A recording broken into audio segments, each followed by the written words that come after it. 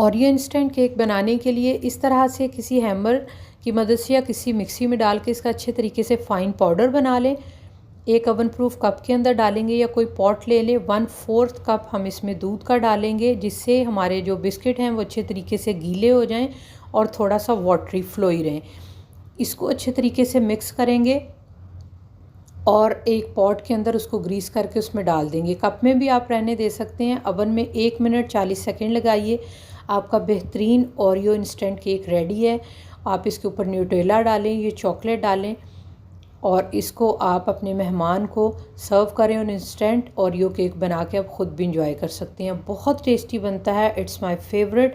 आप ज़रूर ट्राई कीजिएगा और अपने गेस्ट को भी आप बना के ये चाय के साथ इसी तरह से पॉट में सर्व कर सकते हैं और आपकी एक वीआईपी टी टाइम जो है वो केक रेडी है। उम्मीद है पसंद आएगा। बहुत ज़्यादा ख्याल रखिएगा अपना। अल्लाह।